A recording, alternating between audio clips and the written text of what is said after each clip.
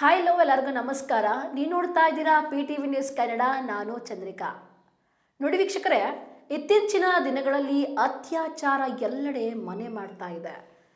ರಾಜಸ್ಥಾನದಲ್ಲಿ ನಡೆದಂಥ ಒಂದು ಘನಘೋರ ಕೃತ್ಯ ಅಂತ ಹೇಳಿದ್ರು ತಪ್ಪಾಗ್ಲಾರ್ದು. 32 ಜನ ಮಂದಿ 13 ವರ್ಷದ ಬಾಲಕಿಯ ಮೇಲೆ ಅತ್ಯಾಚಾರ, ಸತತವಾಗಿ 5 ದಿನಗಳ ಅತ್ಯಾಚಾರ ಮಾಡಿರುವಂಥದ್ದಾಗಿರ್ಬೋದು. ನಮ್ಮ ಒಂದು ರಾಜ್ಯದಲ್ಲೇ ಒಂದು ವಾರದ ಹಿಂದೆ 80 ವರ್ಷದ ವೃದ್ಧೆ ಮೇಲೆ ಒಂದು ಅತ್ಯಾಚಾರ ಮಾಡಿರೋದಾಗಿರ್ಬೋದು. ತಾಯಿ ಮೇಲೆ ಮಗನ ಅತ್ಯಾಚಾರ ಮಾಡಲಿಕ್ಕೆ ಮುಂದಾಗಿರುವಂಥದ್ದು ನೋಡ್ತಾ ಹೋದರೆ ನಮ್ಮ ಸಮಾಜ ಎಲ್ಲಿಗೆ ಹೋಗ್ತಾ ಇದೆ ಅನ್ನೋದೇ ಗೊತ್ತಾಗ್ತಾ ಇಲ್ಲ.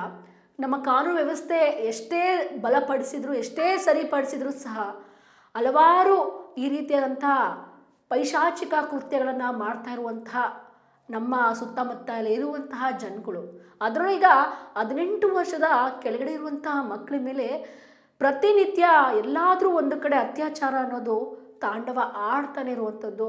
ನೀವು 2012ರಲ್ಲಿ ನೀವು ಹೋದರೆ, ಸುಮಾರು ಒಂದು 15 ವರ್ಷಗಳ ಹಿಂದೆ ಹೋದಾಗ ನಿರ್ಭಯ ಪ್ರಕರಣ ಕೂಡ ನಿಮಗೆ ಗೊತ್ತಾಗುತ್ತೆ. ಅದು ಯಾವ ರೀತಿ ಇಡೀ ಒಂದು ದೇಶವನ್ನೇ ಅಲ್ಲೋಲ ಕಲ್ಲೋಲ ಮಾಡಿದಂತಹ ಒಂದು ನಿರ್ಭಯ ಪ್ರಕರಣ. ಅದು 2012ರಲ್ಲಿ ನಡೆದಂಥ ಈ ಒಂದು ಸುಮಾರು ಒಂದು 10-12 ವರ್ಷನೇ ಅಂತಲೇ ಹೇಳ್ಬೋದು. ಆ ಒಂದು ಪ್ರಕರಣ ಈಗಲೂ ಸಹ ನೆನೆಸ್ಕೊಂಡ್ರೆ ಮೈ ಜುಮ್ ಅನ್ನುತ್ತೆ.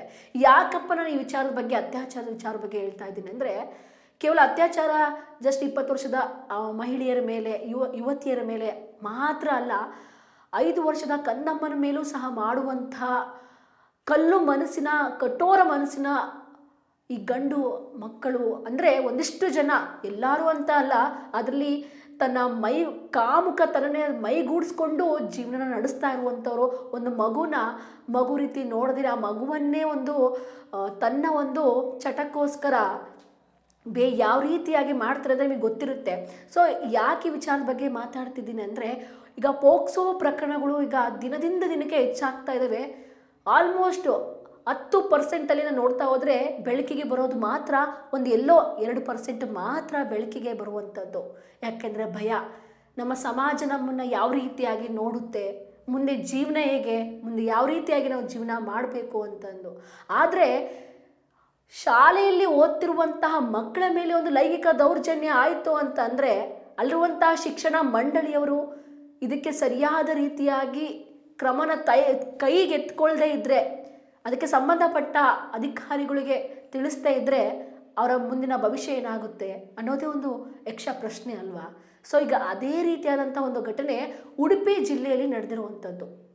ಉಡುಪಿ ಜಿಲ್ಲೆಯ ಒಂದು ವಸತಿ ಶಾಲೆಯಲ್ಲಿ ಮುಖ್ಯೋಪಾಧ್ಯಾಯರು ಮತ್ತು ಸಹ ಮುಖ್ಯೋಪಾಧ್ಯಾಯರು ಜೊತೆಗೆ ವಾರ್ಡನ್ ಸಿಬ್ಬಂದಿಯವರು ಈ ಒಂದು ಪ್ರಕರಣಕ್ಕೆ ಸಂಬಂಧಿಸಿದಂತೆ ಫೋಕ್ಸೋ ಕಾಯ್ದೆ ಅಡಿಯಲ್ಲಿ ಈ ಒಂದು ಪ್ರಕರಣವನ್ನು ಅವರು ಹೇಳಿಲ್ಲ, ಕಂಪ್ಲೇಂಟ್ ಮಾಡಿಲ್ಲ.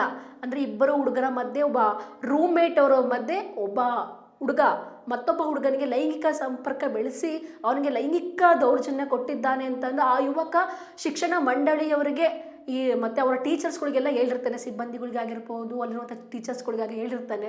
ಸೊ ಅದನ್ನು ಅವರು ಸರಿಯಾದ ರೀತಿಯಾಗಿ ಗಮನ ಹರಿಸದೆ ಅದಕ್ಕೆ ಅವರು ನಿರ್ಲಕ್ಷ್ಯ ತೋರಿಸ್ಬಿಟ್ಟು ಇದನ್ನು ಇಲ್ಲಿಗೆ ಮುಚ್ಚಾಕ್ಬಿಡು ಅಂತೆಲ್ಲ ಹೇಳಿ ಅವ್ರ ಹತ್ರ ಇರುವಂಥ ಮೊಬೈಲನ್ನು ಕಸ್ಕೊಂಡು ಅವ್ರ ಅಪ್ಪ ಅಮ್ಮನಿಗೆ ತಿಳಿಸಿದರೆ ನಿನ್ನ ಒಂದು ಶಾಲೆಯಿಂದನೇ ಹೊರಗೆ ಹಾಕ್ಬಿಡ್ತೀನಿ ಅಂತ ಕೂಡ ಹೇಳಿರುವಂಥದ್ದು.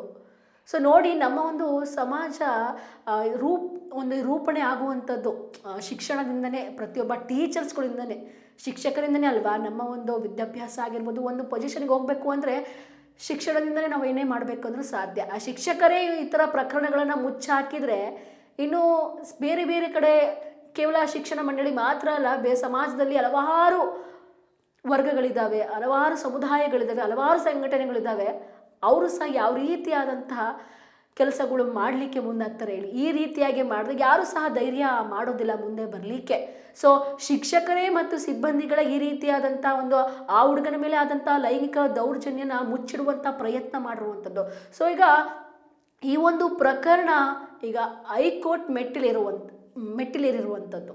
ಹೌದು, ಈ ಒಂದು ಆ ಯುವಕ ಪತ್ರದ ಮೂಲಕ ಹೈಕೋರ್ಟ್ಗೆ ಮನವಿ ಮಾಡಿದ್ದಾನೆ, ನನ್ನ ಮೇಲೆ ಲೈಂಗಿಕ ದೌರ್ಜನ್ಯ ಎಸಗಿದ್ದಾರೆ, ಆದರೆ ಯಾವುದೇ ರೀತಿಯಾದಂತಹ ಈ ಒಂದು ಶಿಕ್ಷಣ ಮಂಡಳಿಯವರು ನನ್ನ ಮೇಲೆ ಈ ಒಂದು ಆ ಹುಡುಗನಿಗೆ ಆಗಬೇಕಾಗಿರುವಂಥ ಶಿಕ್ಷೆನ ವಿಧಿಸಿಲ್ಲ, ನಾನು ಮಾನಸಿಕವಾಗಿ ನಾನು ಕುಗ್ತಾ ಇದ್ದೀನಿ ಅಂತಂದು ತನ್ನ ತಂದೆಗೆ ತಿಳಿಸಿದಾಗ, ಆ ತಂದೆ ಎಲ್ಲೋ ಅನುಮಾನ ಪಟ್ಬಿಟ್ಟು ನನ್ನ ಮಗ ಯಾಕೆ ಈ ಥರ ಆಗಿದ್ದಾನೆ, ಯಾಕೆ ಶಿಕ್ಷಣ ಮಂಡಳಿ ಇದಕ್ಕೆ ಯಾವುದೇ ರೀತಿಯಾದಂಥ ಕ್ರಮನ ಕೈಗೊಂಡಿಲ್ಲ ಅಂತ ಅಂದು ಹೈಕೋರ್ಟ್ಗೆ ತನ್ನ ಮಗನ ಸಹಾಯದ ಮೂಲಕವಾಗಿ ತನ್ನ ತಂದೆ ಪತ್ರದ ಮೂಲಕವಾಗಿ ತಿಳಿಸಿರುವಂಥದ್ದು. ಹಾಗಾಗಿ ಈ ಒಂದು ಕಠಿಣವಾದಂತಹ ಒಂದು ಎಚ್ಚರಿಕೆಯನ್ನು ಹೈಕೋರ್ಟ್ ನೀಡಿರುವಂಥದ್ದು. ಈ ರೀತಿಯಾಗಿ ಒಂದು ಪೋಕ್ಸೋ ಪ್ರಕರಣ ದಾಖಲಾಗಿರಬೇಕಾಗಿರುವಂಥದ್ದು, ಏನೇ ಒಂದು ಪ್ರಕರಣ ಆದರೆ ದಾಖಲಾದರೆ ಅದನ್ನು ತಕ್ಷಣಕ್ಕೆ ತಿಳಿಸ್ಬೇಕಾಗಿರುವಂಥದ್ದು ಒಂದು ಶಿಕ್ಷಣ ಮಂಡಳಿಯವ್ರದ್ದು. ಯಾರಿಗೆ ಆಗಿದೆ ಅವ್ರಿಗೆ ತಿಳಿಸ್ಬೇಕಾಗಿರುವಂಥದ್ದು. ತಿಳಿಸದೇ ಇರೋದಕ್ಕಿಂತ ಈ ರೀತಿಯಾಗಿ ಆ ಒಂದು ಪ್ರಕರಣನ ಮುಚ್ಚಿಟ್ಟು ನೀವು ಮಾಡಿರುವಂಥದ್ದು ಘನಘೋರ ಅಪರಾಧ ಅಂತ ಈಗ ಹೈಕೋರ್ಟ್ ಹೇಳಿರುವಂಥದ್ದು.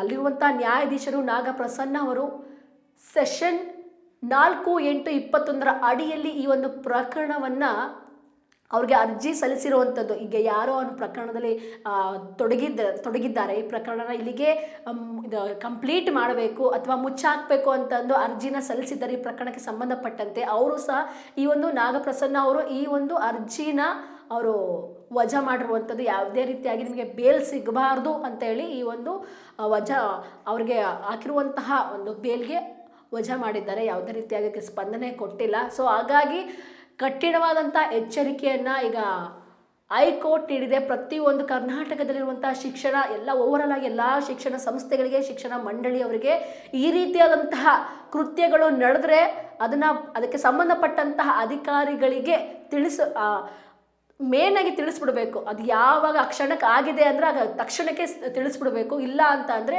ಅವ್ರ ಮೇಲೆ ಈ ಒಂದು ಈ ಮುಂದಿನ ಕ್ರಮಗಳು ಏನಿರುತ್ತೋ ಅದನ್ನು ತಗೋಬೇಕಾಗುತ್ತೆ. ಹಾಗಾಗಿ ಕಠಿಣವಾದಂಥ ಎಚ್ಚರಿಕೆನ ಪ್ರತಿಯೊಬ್ಬರು ಶಿಕ್ಷಣ ಮಂಡಳಿಯವರಿಗೆ ನೀಡಿರುವಂಥದ್ದು. ಸೊ ನಾವು ಹೇಳೋದು ಇಷ್ಟೇ, ಏನೇ ತಪ್ಪುಗಳು ಆಗಿದ್ರೂ ಸಹ ಅದರಲ್ಲೂ ಇಂತಹ ಮಕ್ಕಳ ಒಂದು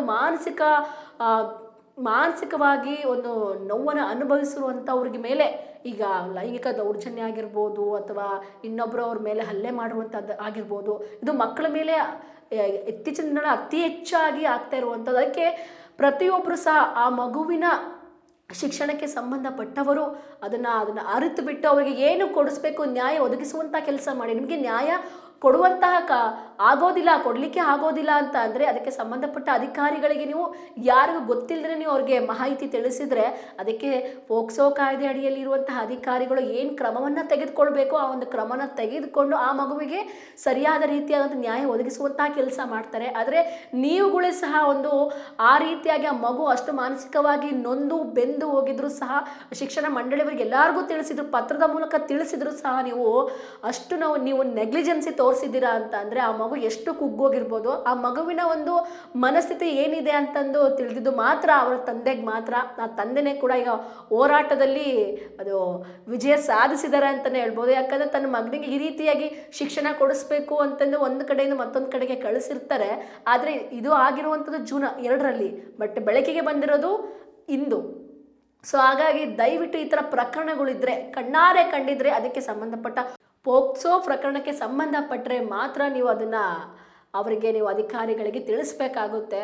ಸೊ ಈ ರೀತಿಯಾಗಿ ಹಲವಾರು ಘಟನೆಗಳು ನಮ್ಮ ಒಂದು ಸಮಾಜದಲ್ಲಿ ನಡೆಯುತ್ತೆ. ಆದರೆ ಯಾವುದೇ ರೀತಿಯಾಗಿ ಒಂದಿಷ್ಟು ಜನ ಧ್ವನಿ ಎತ್ತುತ್ತಾರೆ ಮುಂದೆ ಬಂದು. ಈಗ ಅವರ ತಂದೆ ತನ್ನ ಮಗನಿಗೆ ಆದಂತಹ ಅನ್ಯಾಯಕ್ಕೆ ನ್ಯಾಯ ಒದಗಿಸಬೇಕು ಅನ್ನೋ ಕಾರಣಕ್ಕೋಸ್ಕರ ಆ ತಂದೆ ಧ್ವನಿ ಎತ್ತಿದ್ದಕ್ಕೋಸ್ಕರ ಇವತ್ತು ಅವ್ರಿಗೆ ನ್ಯಾಯ ಸಿಕ್ಕಿರುವಂಥದ್ದು. ಹಾಗಾಗಿ ಈ ರೀತಿಯ ಪ್ರಕರಣಗಳನ್ನು ಮುಚ್ಚಿಡುವಂಥ ಯಾರಾದರೂ ಕೆಲಸನ ಮಾಡಲಿಕ್ಕೆ ಮುಂದಾದರೆ ಅವರಿಗೆ ಕಠಿಣವಾದಂಥ ಶಿಕ್ಷಣ ಕೊಡ್ತೀವಿ ಅಂತಂದು ಹೈಕೋರ್ಟ್ ಎಚ್ಚರಿಕೆಯನ್ನೇ ನೀಡಿರುವಂಥದ್ದು. ಸೊ ಹಾಗಾಗಿ ನಾವು ಕೂಡ ಕೊನೆಯದಾಗಿ ಹೇಳೋದಿಷ್ಟೇ, ಯಾವುದೇ ತಪ್ಪುಗಳನ್ನು ಮಾಡಿದರೆ ದಯವಿಟ್ಟು ಧ್ವನಿ ಎತ್ತಿ. ಸೊ ಅನ್ಯಾಯ ಆಗ್ತಾ ಇದ್ರೆ ಕಣ್ಮುಚ್ಚಿ ಕುಳಿತರೆ ಯಾವುದೇ ಪ್ರಯೋಜನ ಇಲ್ಲ.